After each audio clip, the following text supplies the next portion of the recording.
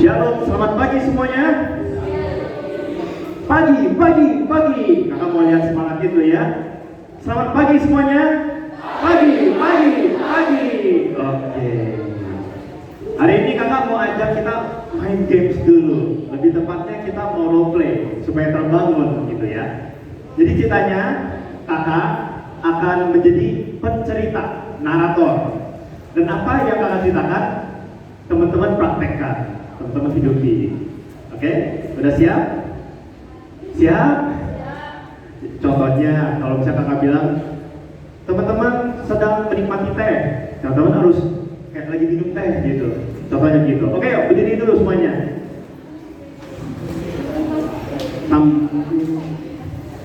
Boleh sambil bawa Alkitabnya juga.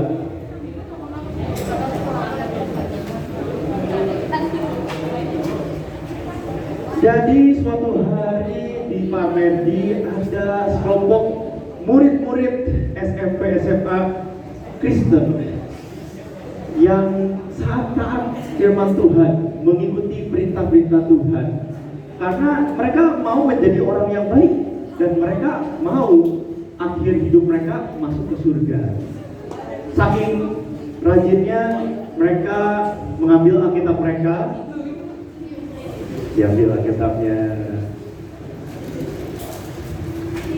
Setiap hari mereka baca, renungin firman Tuhan.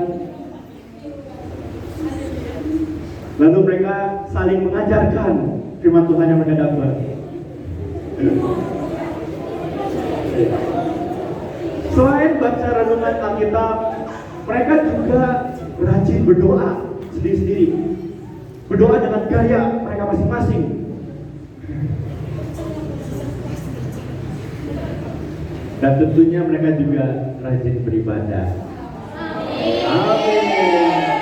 Beberapa hari kemudian, mereka lagi berada di lingkungan Parlendi. Mereka sedang bermain-main bersama-sama.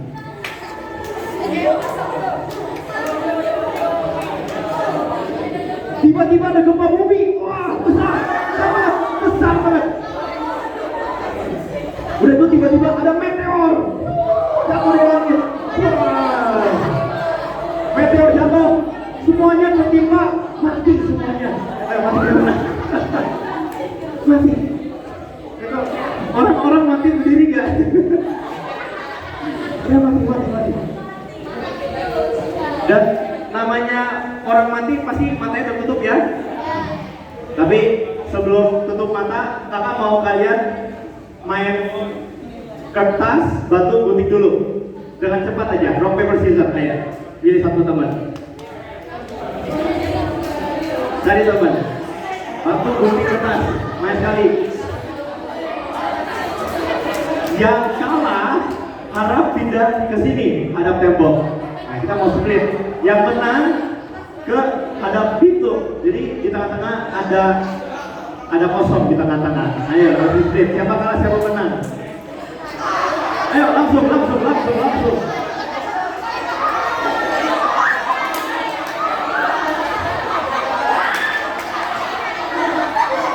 Oke, langsung yang kalah ke sini. Ayo, nggak usah malu-malu ngaku, yang kalah aja. Nggak ada hukuman kok. Yang kalah ke sebelah sini, sebelah kiri kakak. Yang menang ke sebelah kanan kakak. Ayo. Ayo, siapa yang menang, siapa yang kalah? Yang kalah ke sebelah kiri, yang menang ke sebelah kanan kakak. Ayo. Di sini masih ada orang-orang di tengah. Siapa yang menang, siapa yang kalah? Ayo.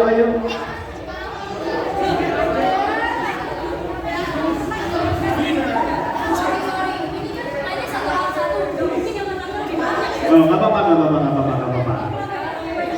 Meskipun kakak bingung kenapa bisa lebih banyak yang di sini.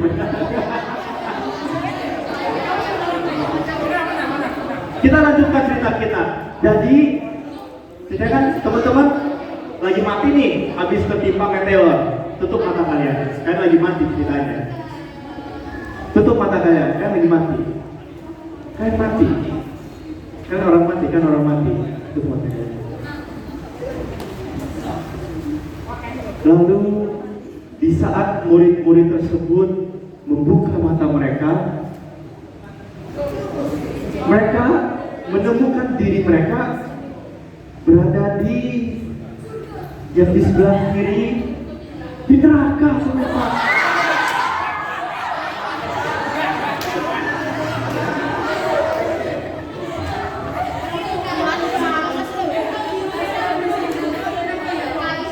Oh, ada yang komplain di sini, ya udah kakak ubah ceritanya. Yang di sebelah kanan ternyata di neraka.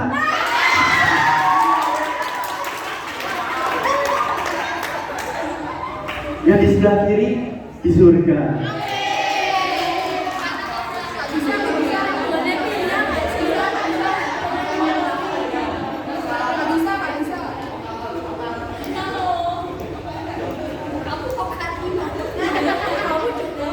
Teman-teman, percaya tidak percaya, Alkitab mengajarkan sebenarnya lebih banyak orang yang masuk ke neraka dibanding ke surga. Nah, ini serius. Coba pikirkan itu dengan serius, baik-baik. Lebih banyak orang yang masuk ke neraka dibanding ke surga.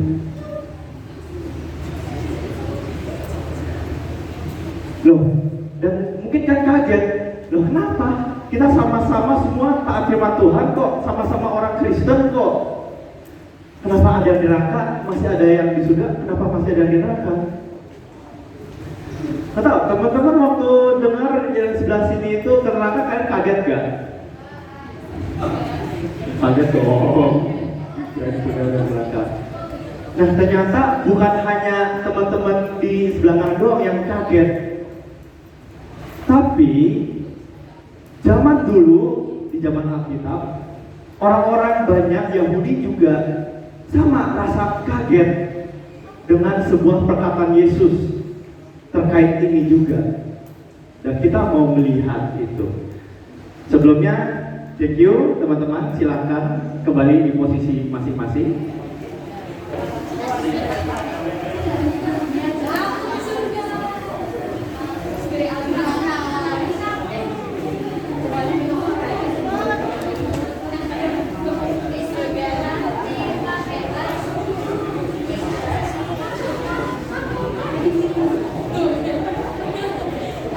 Kalau sudah boleh tenang ya, ini masih ibadah ya.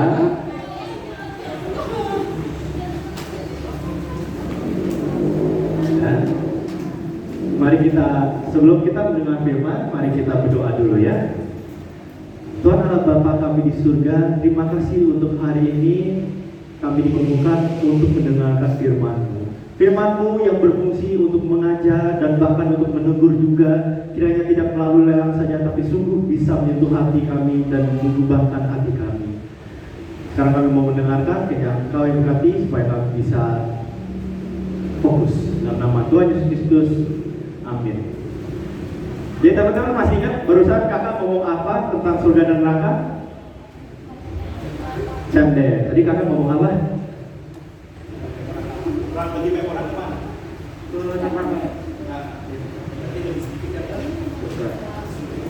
Kenapa bisa demikian?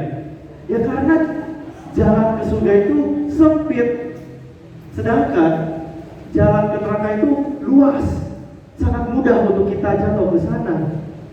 Sedangkan surga itu sempit dan hanya sedikit orang yang menemukan jalannya ke sana.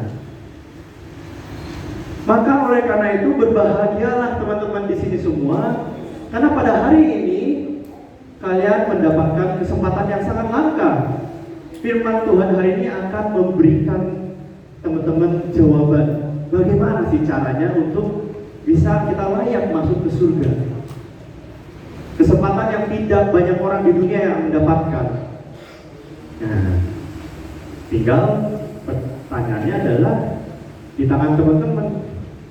Apakah teman-teman mau tetap membiarkan firman Tuhan hari ini lalu lelang saja, masuk kuping kiri keluar kuping kanan, atau sungguh-sungguh dengan penasaran mendengar dan belajar dan mempraktekkan caranya? Mari kita membuka Matius 5 ayat 20.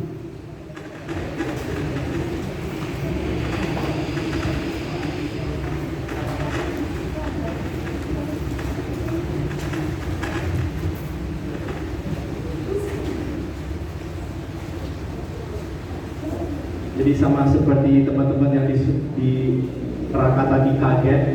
Nah, ini juga orang-orang banyak di sini kaget juga. Mari kita baca pasal 5 ayat 20. Sudah dapat? Yang sudah dapat katakan amin. Oke, mari kita baca sama-sama ya. 1, 2, 3.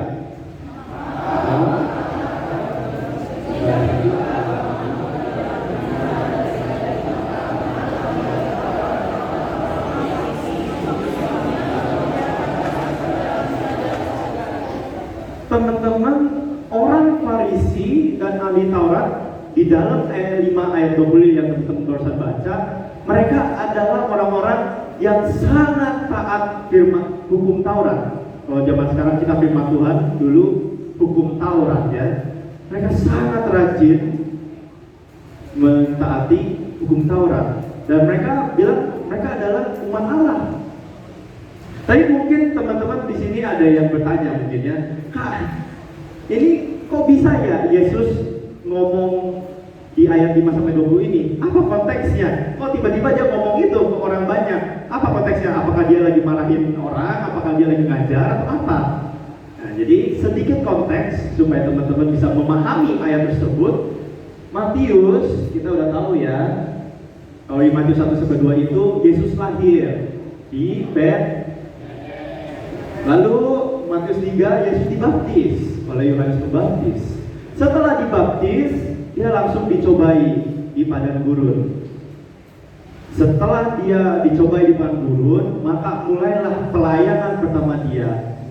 Dia mengajar. Mungkin teman-teman lebih familiar dengan istilah khotbah Yesus di bukit. Itu pasal 5-7. Di Matius 5 sendiri itu dipecah 4 bagian. Bagian pertama ayat 1-12 itu isinya adalah ucapan bahagia. Yesus mengajar apa sih ciri-ciri orang yang akan mewarisi kerajaan surga? Karakteristiknya kayak apa? Sikapnya kayak apa? Lalu ayat 13-16 Yesus mengajarkan kepada orang banyak, kalian itu umat Allah, seharusnya identitasnya adalah sebagai garam dan dunia, berkat bagi di dunia ini, bukan sama dengan dunia. Yang ketiga 17-20 Yesus menunjukkan kunci akses ke surga. Lalu yang bagian terakhir Yesus sedang menafsirkan hukum Taurat. Apa contohnya? Kalian sudah mendengar hukum Taurat, hukum jangan membunuh, hukum keberapa? Ayo.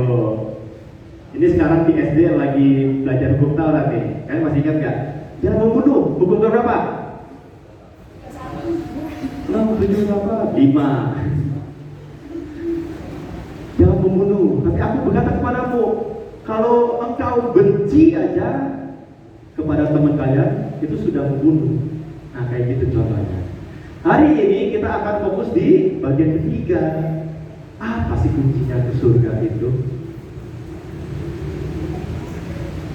Mari kita ngobrol sedikit tentang orang Yahudi itu sendiri ya.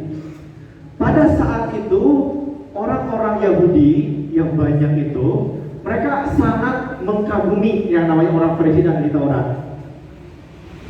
Orang-orang ini seperti role model, teladannya mereka. Kenapa? Karena yang tadi kami bilang, mereka adalah orang yang sangat rajin taat firman Tuhan. Kenapa mereka sangat rajin taat firman Tuhan? Karena mereka ingat, oh ya dulu bangsa Israel waktu Tuhan Allah kasih 10 hukum Taurat, dibilang kan, kalau kalian mematuhi peraturanku, kalian akan diberkati. Tetapi kalau kalian melanggar, maka akan dihukum. Dan biasanya kalau teman-teman baca kitab Kejadian keluaran sih, hukumannya itu biasanya mati. Jadi kita bisa lihat bagaimana mereka itu pada saat itu tidak ada seorang pun yang lebih rohani dibanding orang Farisi dan ahli Taurat. Orang yang seperti ini, yang taat, yang rohani, setiap hari kita bisa lihat mereka di pinggir jalan doa, persembahan kasih banyak, ibadah nggak pernah bolos.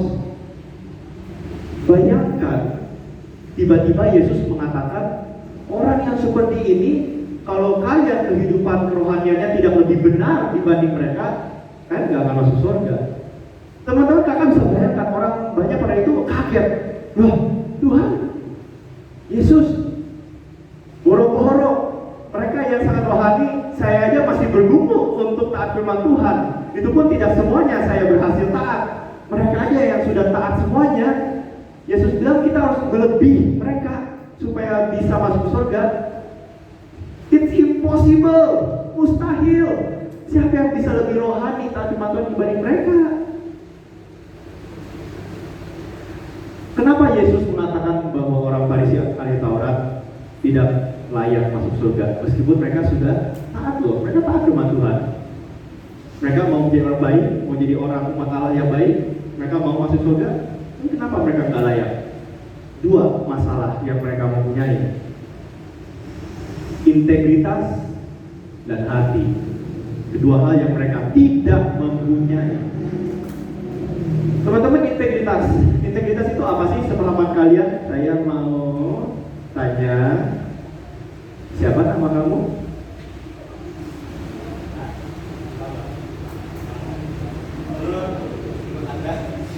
Integritas itu apa sih?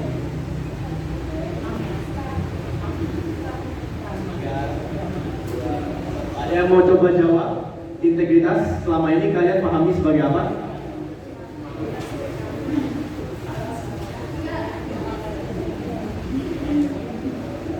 Sepertinya pada belum belajar semua integritas itu apa, atau bahkan belum pernah dengar sama sekali integritas.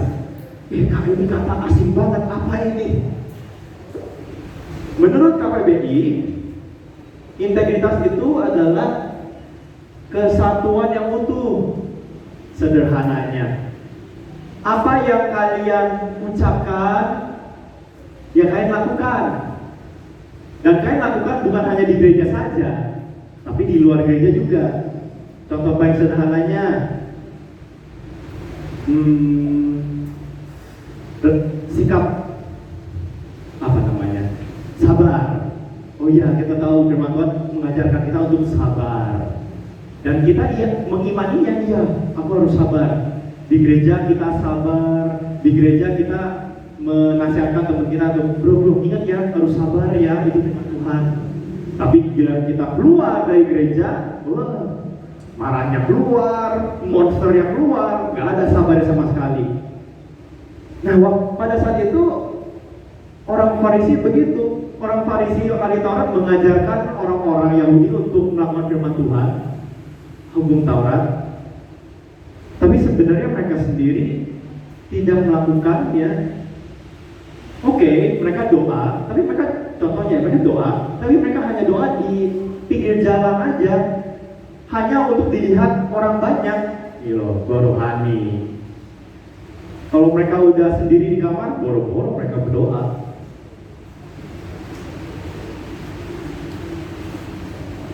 Namun teman-teman, integritas definisi tadi itu bukan integritas yang Yesus mau, bukan integritas yang Yesus maksudkan di ayat 5:20 itu. Bagi Yesus, definisi integritas ini itu belum lengkap, belum benar. Yang benar itu seperti apa? Kita taat ini ya, integritas orang Kristen yang Yesus maksudkan. Kita taat firman Tuhan karena apa? Oh, karena saya mau menjadi orang baik. Oh, karena saya mau masuk surga. Bukan.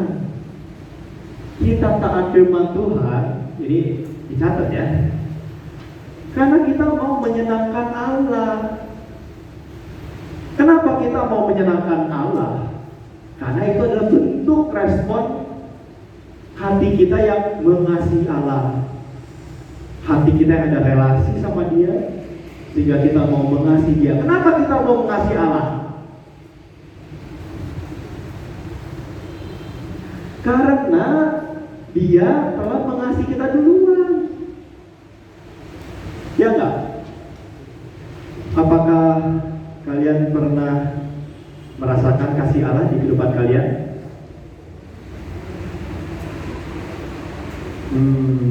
Aku mau tanya dengan kosan tadi kita. Udah selesai catat. Ini yang paling sangat penting. Yesus sendiri adalah teladan yang terutama, yang sempurna, yang memiliki integritas yang benar dan hati yang mengasihi Allah. Contohnya Matius 5, 27, 28. Dia kan mengajarkan ke orang-orang. Kamu telah mendengar firman, jangan berzina. Tetapi aku berkata kepadamu, setiap orang yang memandang perempuan, nah ini bisa tuh cocok nih di sini, hati-hati nih. Setiap orang yang memandang perempuan serta menginginkan dia secara seksual, itu sudah berzinahan. Dan Yesus tidak hanya mengajarkan itu, dia menghidupinya. Yesus tidak pernah melanggar, Yesus tidak pernah berzina.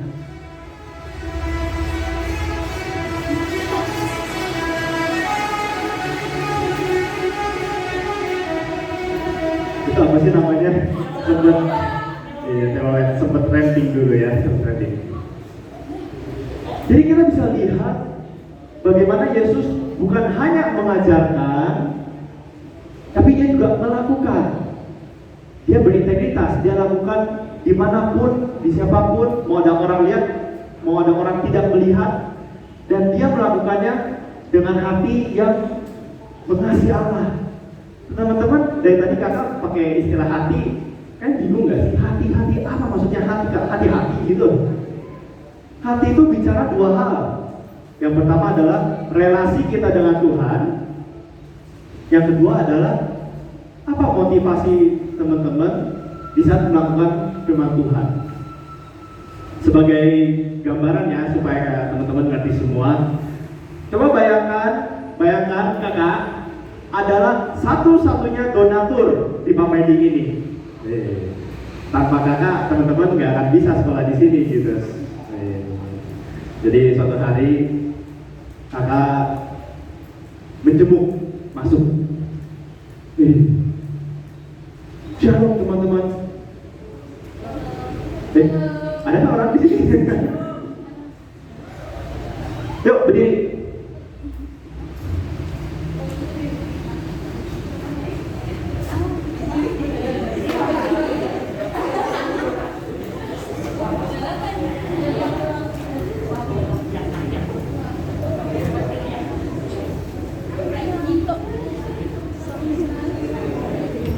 Masih ada yang belum berdiri. Saya bisa melihat ada di sana. Dan di sana, wah, bukan berdiri malah tiduran. Sekarang ambil Alkitab kalian.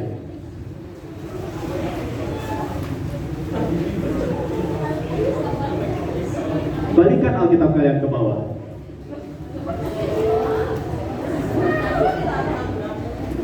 Sekarang lompat. Oke, silakan duduk kembali. Tepuk tangan.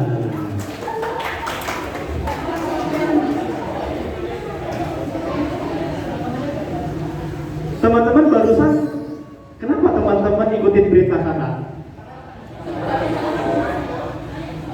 Nah, karena disuruh. Benar sih, tetapi apa motivasinya? Bagaimana hati kalian, sikap kalian di saat kalian mengikutinya? Apakah kalian mengikuti perintah kakak hanya karena ya kakak adalah donatur di sini? Otoritas kakak lebih tinggi dibanding teman-teman. Oh, kakak lebih dewasa dibanding teman-teman. Atau karena sebenarnya di dalam hati kalian ada rasa bersyukur. Oh ya, terima kasih kakak donatur, engkau telah membuat semua ini bisa terjadi gitu, bisa menyekolahkan kami gitu. Saya mau ikut deh perintah kakak sebagai ucapan terima kasih. Boro-boro teman-teman mengasihi kakak, kenal kakak aja enggak ya? Nah, bagaimana dengan teman-teman dengan Tuhan? Di saat firman Tuhan mengajarkan setiap Sabtu, Minggu, Jumat bahkan jangan menyontek, mengasihilah teman sesama kalian. Kenapa kalian melakukan itu? Karena Ya karena Tuhan yang suruh. Oh karena itu memang firman Tuhan yang diajarkan. Oh karena memang orang-orang pada bilang saya itu orang Kristen dan orang Kristen harus melakukannya. Oh karena saya mau menjadi orang yang lebih baik lagi. Oh karena kalau misalnya aku tidak melakukannya, aku akan merasa bersalah. Melakukan dosa nih, tiba-tiba ada rasa kebersalahan. Aduh Tuhan, aku udah melakukan dosa nih. Aku benar-benar orang yang sangat berdosa ya. Kayaknya aku nggak merasa diriku layak untuk masuk surga. Jijik, kotor.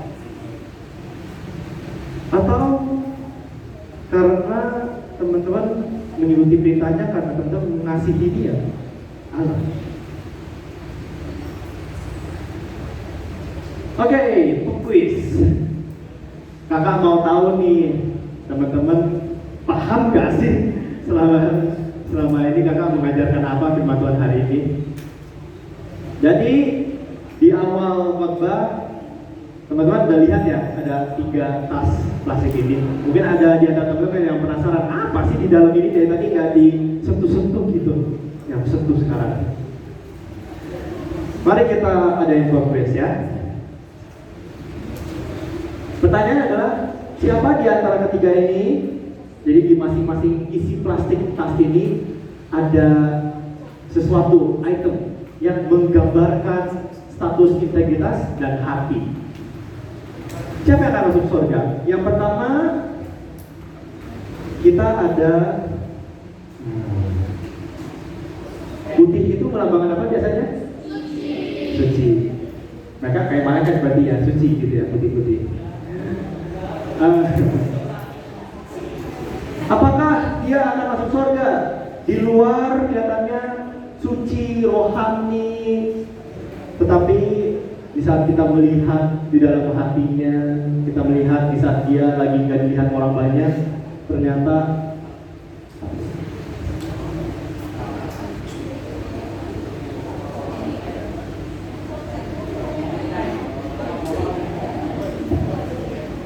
dalamnya kotor, tidak ada integritas. Di depan banyak orang suci, tapi gila nggak ada yang melihat dia tidak melakukan firman Tuhan. Orang yang seperti ini masuk surga nggak kira-kira? Bagus, benar jawabannya.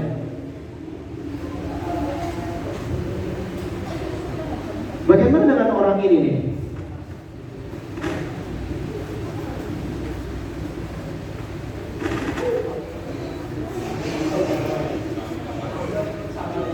Layak nggak kira-kira? Iya atau enggak? Iya atau enggak? Hitam itu apa? Lambangin apa? Dosa. Iya atau enggak? Ya enggak lah. Orang yang luarnya putih, dalamnya hitam, gak ada integritas, gak layak masuk surga. Apalagi orang yang luar dalamnya karena belum kasih lihat ya. Ini harus dikosongkan dulu. Coca-Cola by the way.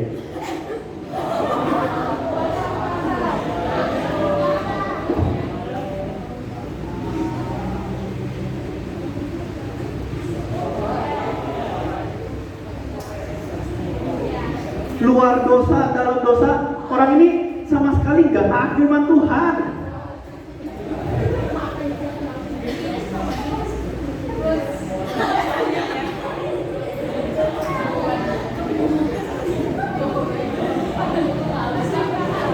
Terakhir, orang yang tidak punya integritas, luar suci, dalamnya nggak suci.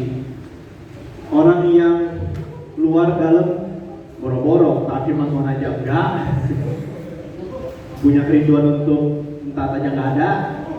Bagaimana dengan orang yang ketiga? Luarnya putih, suci, dalamnya ini juga kakak tua gitu.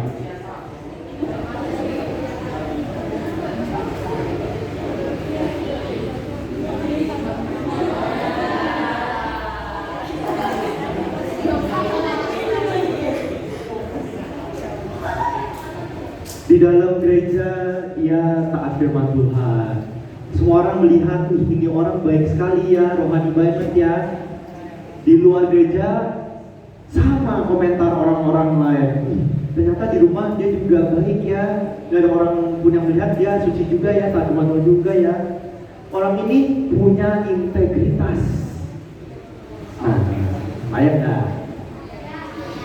Ya atau enggak? Belum tentu. Ingat teman-teman, melakukan firman Tuhan di luar dan di dalam itu baru integritas definisi KBBI. Belum integritas yang benar. Apakah ada yang ingat integritas yang benar? Itu integritas yang apa? Suara, coba satu aja. Oh enggak boleh tolak. Integritas yang benar itu apa? Ya, integritas yang benar yang sesuai Tuhan katakan. Ada lagi? Bagus. Boleh kasih ke belakang?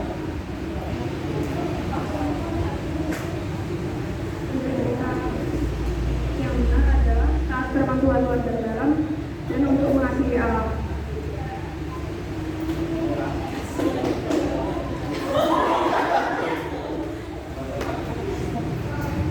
Tepat sekali.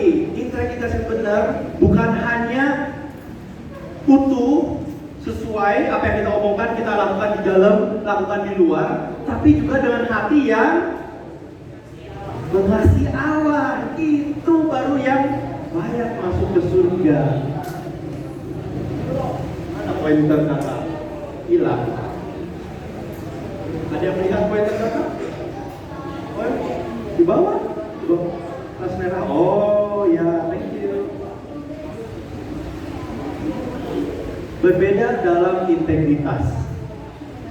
Itulah perbedaan integritas orang-orang pada umumnya dan integritas orang Kristen. Integritas yang diajarkan oleh dunia, oleh orang umumnya, itu hanya sebatas apa yang kamu lakukan di luar dan di dalam, yang kamu katakan dengan perilaku kamu itu sama. Sedangkan Yesus bilang integritas seperti inilah itu kurang benar, itu tidak benar, itu bukan yang saya mau. Yang saya mau, Matius 5 ayat 20, adalah integritas yang dilakukan dengan hati dan motivasi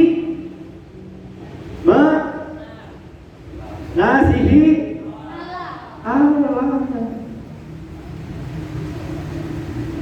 Jadi bagaimana dengan kita? Orang Farisi dan ahli Taurat aja yang tidak punya integritas, mereka jangan-jangan mereka lebih penting dibanding kita. Setidaknya mereka di hadapan orang banyak kelihatan suci, kelihatan rohani. Nah, kita kayak mana? Apakah kita kelihatan rohani? Boro-boro ya. Kakak khawatir jangan-jangan malahan kebanyakan teman-teman di sini boro-boro punya integritas. Jangan-jangan teman-teman yang ini nih taat firman Tuhan aja enggak, punya kerinduan untuk taat aja enggak.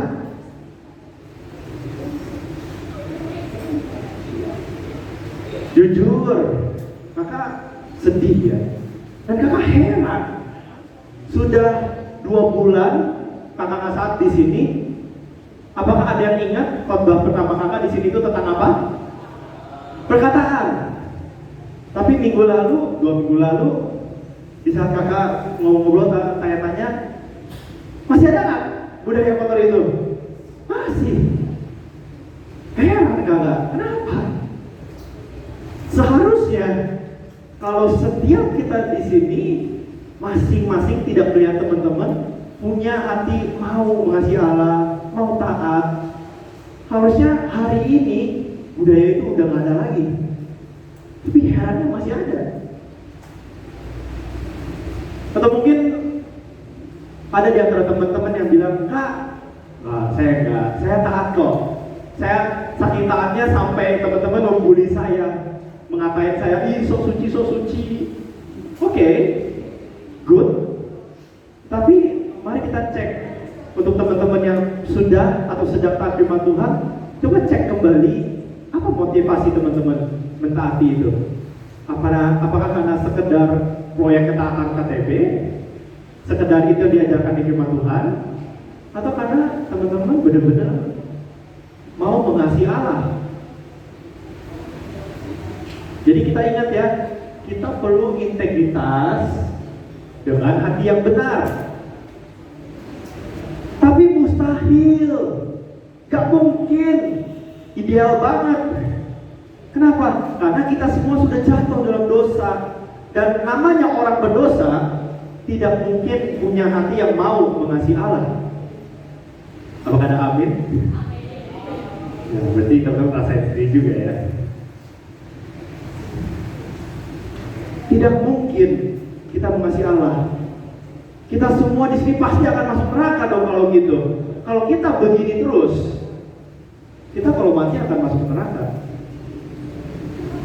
Dan kakak rasa kakak nggak perlu kasih tahu betapa ngerinya neraka itu. Mungkin kalian bisa senang-senang hura-hura sekarang, tapi tahu-tahu besok mendadak ada yang mati, lalu dia di neraka, rasain gitu kan. Tapi teman-teman, ada berita baik. Masih ada pengharapan. Jumat depan kita akan rayakan Jumat Agung.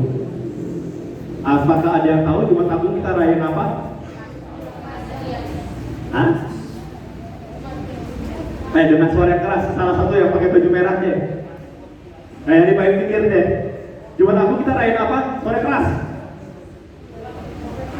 Masih pikir-pikir, sebelahnya kita rayain apa? Di Jumat Agung itu rayain apa? Sebelahnya lagi. Pasca itu beda. Jumat Agung dulu. Pasca itu setelah Jumat Agung. Jumat Agung kita rayain apa? Kalau pasca kita merayakan kebangkitan, Jumat Agung kita rayain apa? Iya. Setiap minggu tanggal saat pasti ada menyinggung tentang kematian Yesus. Tetapi kakak khawatir, justru karena kami saking seringnya setiap minggu ngomong terus tentang Yesus mati, antara kalian udah kebal, biasa aja ini, oh ya biasa, atau kebal, kalian sebenarnya tetap gak paham maksud sejati kenapa Yesus mati untuk kita. Teman-teman, Jumat Agung itu merayakan ini loh.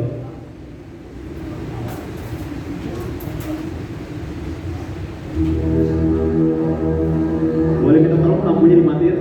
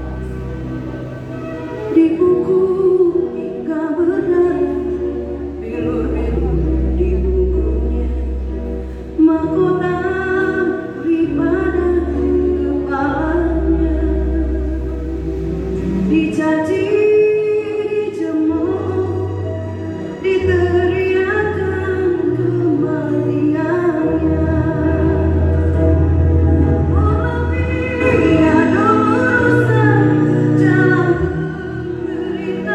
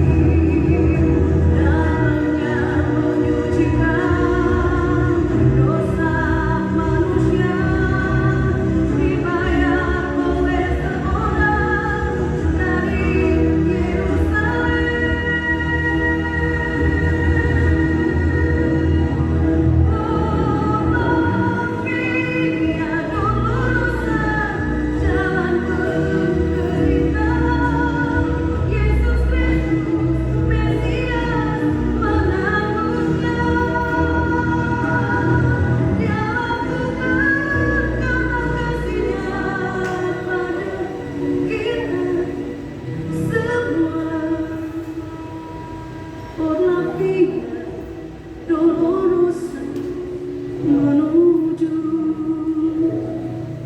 ke Kalvari.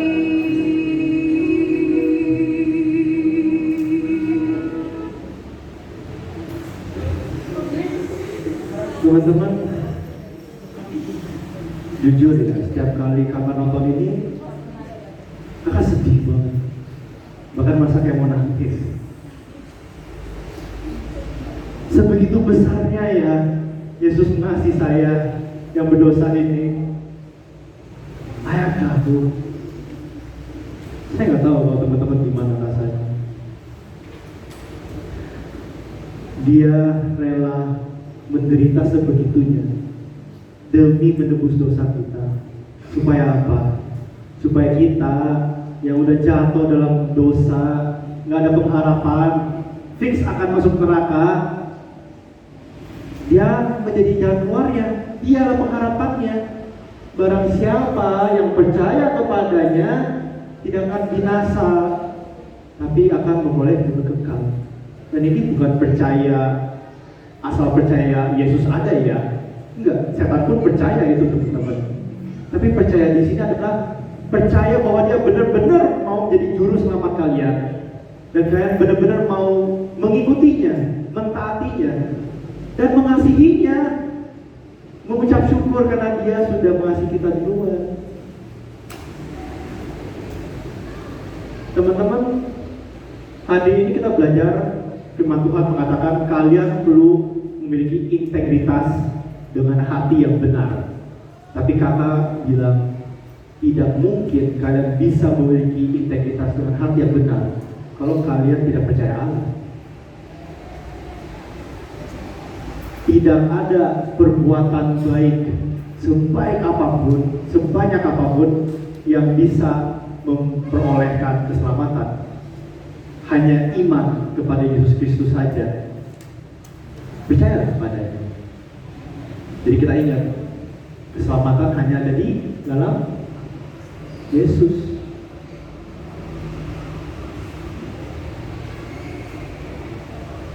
Teman-teman, kakak mau ajak, mari kita semua tutup mata. Ini bagian terakhir. Semuanya, tidak ada kecuali, semuanya mari kita tutup mata.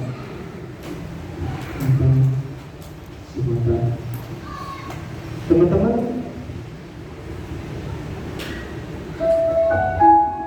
dengan serius, sekarang mau teman-teman melihat ke hati kalian masing-masing. Bagaimana relasi teman-teman dengan Allah? Apakah teman-teman sudah mentaati dengan hati mengasihi Dia? Atau jangan-jangan di dalam lubuk hati kalian mendapati ternyata saya tidak dengan serius percaya Allah. Selama ini mana Yesus di dalam kehidupan saya? Dengan mata yang tetap tertutup, kakak mau tanya pada hari ini. Kita harusnya percaya kepada Yesus supaya kalian bisa rasakan bagaimana hidup kalian akan diubah, dilahirbarukan, dan mulai bisa muncul kerinduan untuk mau hidup suci, sehingga kalian bisa taat firman Tuhan dengan integritas yang benar, yaitu dengan hati yang mengasihi Allah. Oleh karena itu, dengan jujur, tutup mata kalian, nggak usah nengok kiri kanan, cukup teman-teman saja tahu. Kali ini kakak mau tanya, siapa di sini yang percaya atau ingin percaya Tuhan Yesus sebagai juru selamat? Angkat tangan kalian. Jadi Tuhan, tutup mata. Oke, jangan turunkan. Siapa di sini yang masih ragu apa untuk percaya Tuhan? Angkat tangan. Oke, turunkan tangan. Tetap tutup mata. Bagi teman-teman yang angkat tangan karena kalian percaya atau kalian ingin percaya Tuhan, di saat kalian keluar dari ibadah hari ini, mulailah, ayo dengan sungguh berusahalah mengasihi Allah. Taatilah firman Tuhan. Contoh, kalau perkataan kotor aja masih gak bisa dilatih, kayak mana kayak mau taat firman Tuhan, peraturan pamedi aja gak bisa. Jadilah komunitas yang berbudaya baik. Jadilah teladan bagi teman-teman yang lain. Oke, semua orang di pamedi ini bisa melakukan kekotoran, kejahatan, berkata kotor. Ya teman-teman jangan ikutin mereka. Jangan menjadikan sebagai sebuah alasan. Kalianlah yang harus menjadi teladan. Jika masing-masing kalian punya hati untuk taat, yakinlah komunitas ini akan berubah menjadi lebih baik. Bagi teman-teman yang angkat tangan masih meragukan percaya Tuhan, it's okay, tidak apa-apa. Tapi kakak mau ajak kalian pikirin baik dengan serius. Gumulkanlah. Jangan jadikan firman Tuhan hari ini hanya lalu saja. Keluar dari kebaktian, udah lupa, langsung orang happy lagi, berdosa lagi. Yakinlah, kakak ini seyakin-yakinnya, jika kalian terus-menerus hidup seenaknya sesuai apa yang bikin kalian senang secara duniawi, jalur yang kalian tempuh ini akan menuju kebinasaan, neraka. Pikirkanlah baik-baik, mengapa kalian ada di dunia ini? Apakah Yesus hanyalah sebuah cerita karangan bagi kalian? Enggak, Yesus benar-benar ada. Coba cek di buku-buku sejarah, ada dia. Dan dia juga pasca, dia bangkit, dia hidup sampai sekarang. Yang ada di dalam kehidupan kita sekarang hari ini.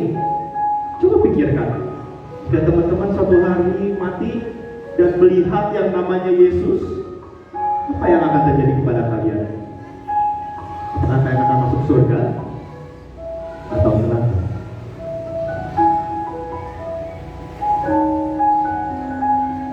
Ya Allah Tuhan Bapa kami, pada hari ini kami sungguh mengucap syukur atas firman-Mu yang telah Engkau berikan.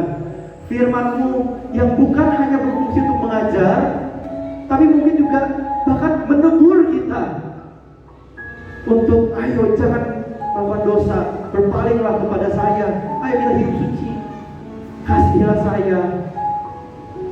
Yesus sudah mati buat kita. Dengan segitu sakitnya, ngerinya, masakan kita hari ini masih bisa dengan senang, dengan tidak peduli melakukan dosa, seolah-olah kayak kita melupakan apa yang Yesus telah melakukan untuk kita. Tuhan ampunilah kami. Tuhan, pada hari ini di antara kami ada yang berkomitmen, yes, mulai hari ini, bukan besok, bukan di saat saya dewasa, mulai hari ini, saat ini juga saya mau dengan sungguh percaya Tuhan, lebih memikirkan hal-hal yang rohani, lebih sering melihat bagaimana hidup saya sehari-hari di pamedi itu. Kiranya Tuhan yang berkati mereka, berikan mereka kekuatan, bimbinglah, karena Kau yang bersertai mereka. Tuhan, di antara kami juga ada yang masih meragukan. Kiranya Tuhan yang menunjukkan kasih Engkau kepada mereka, menyentuh hati mereka, supaya sungguh mereka untuk pertama kalinya bisa merasakan yang namanya kasih Allah, perubahan lahir baru, dan untuk pertama kalinya mereka bisa merasakan bagaimana hidup dengan sukacita, terlepas dari kondisi sengsara atau happy. Tuhan, inilah doa kami. Kiranya Engkau yang berkati anak-anak ini semua. Dalam nama Tuhan Yesus Kristus. Amin.